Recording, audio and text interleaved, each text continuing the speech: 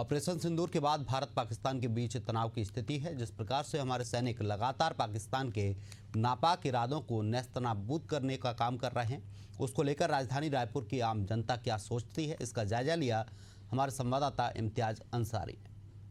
Operation सिंदूर के बाद भारत और पाकिस्तान के बीच तनातनी बनी है, लेकिन जिस तरीके से भारत पाक के नाकाम इरादों को और उनके तोपों को जिस तरीके से नस्तनाबूद कर रहा है, उनके इरादों को चकनाचूर कर रहा है, उसको लेकर आज पूरा देश जो है वो गौरवान्वित है। इस समय मैं अनुपम गार्डन के पास हूँ और यहाँ एक विजय टैंक लगाया गया है।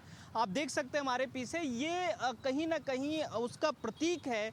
जो हमारे भारतीय सैनिक हैं उनका प्रतीक है, उनके शौर्य का प्रतीक है, उनके साहस का प्रतीक है, जो आज यहाँ खड़ा है और शान से खड़ा है। और ये गवाही देता है कि हमारे जवानों ने इससे पहले भी कई युद्ध जीते हैं और आज भी जीतने का काम कर रहे हैं। जिस तरीके से पाकिस्तान के हर नाकाम इरादे को चकनाचूर करने में हमारे सैनिक जो हैं वो लगातार डटे हुए हैं और उनके नापाक इरादों को जो है, मंसूबों को जो है उस पर पानी फेर रहे हैं। हमारे साथ कुछ लोग हैं बातचीत करने के लिए, आम लोग हैं, उनसे चर्चा करते हैं कि आखिर जो भारतीय सैनिक है उनके साहस को, उनके क्षमता को किस तरीके से देखते हैं। और जितनी तारीफ़ की जाए उतनी कम है।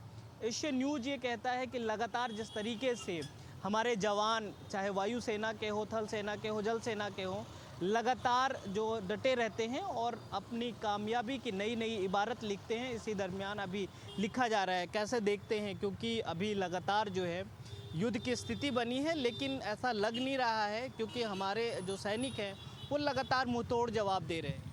देखिए, इसको युद्ध कहना तो बहुत बड़ी बेईमानी होगी। भारत ने कभी भी युद्ध नहीं छेड़ा है। ये उन माताओं को जिनकी मांग उजड़ी है, जो बच्चे अनाथ हुए हैं, जिनको धर्म पूछकर मारा गया है, जो इतना बड़ा घिनौना अपराध भारत देश में पहली बार हुआ है, आतंकी घटना जिसमें धर्म पूछ के मारा गया है, ये उनके लिए न्याय की लड़ाई थी।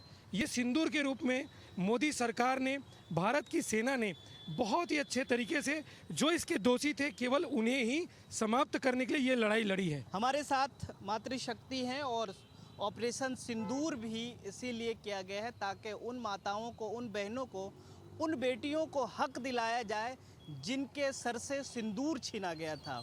और बाजब्ता हमारे सेना ने ये कर दिखाया। हम उन्हीं से चर्चा कर लेते हैं। ये ऑपरेशन सिंदूर का जो नामकरण किया गया है वो सिंदूर से किया गया है। कैसे देखते हैं, कितना मायने है और जिस तरीके से बदला लिया गया है, क्या कहते हैं? जो ऑपरेशन सिंदूर नाम रखा गया बहुत ही उचित और सोच समझ के रखा गया। और मोदी जी के हम सभी को गर्व है कि वो जो महिलाएं जिनके पति को पूछ कर कि आप मुस्लिम हैं, कलमा पढ़िए, इस तरह से मारा गया है, तो बिल्कुल ये बनता है हमारा हक कि हम उसका जवाब दें उनको। अगर वो एक को मारते हैं तो हम 10 को मारें। और 10 को मार गिराए हैं। और मार गिराने में सोफिया कुरैशी जो गई और वो बिल्कुल ओमिशा सिंह दोनों गए और वहाँ नस्तनाबूद करके लौटी हैं। यहाँ भी महिलाओं की हाथ। हाँ, ये ऑपरेशन को बहुत अच्छे तरीके से देख रहे हैं हम लोग और कोई गलत नहीं किया है। मोदी आतंकियों के अड्डे में ही आक्रमण किया है, नॉर्मल आदमियों को कोई वो नहीं किया। वो महिलाओं का सबसे बड़ी बात सिंदूर रहती है, उनकी सुहाग रहती है।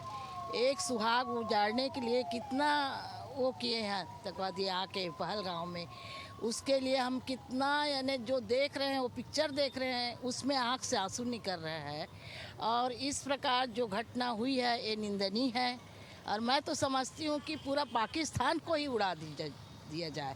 देखिए, जहाँ तक सवाल है, जो पहलगांव की घटना हुई उसमें ये समझ में आता है कि ये उकसाने का एक तरीका था जो भावनाओं के साथ जुड़ा हुआ था। तो हम मोदी जी ने जो उसका नामकरण किया वो बहुत सही किया, क्योंकि ये धर्म और भावनाओं से जुड़ा हुआ था।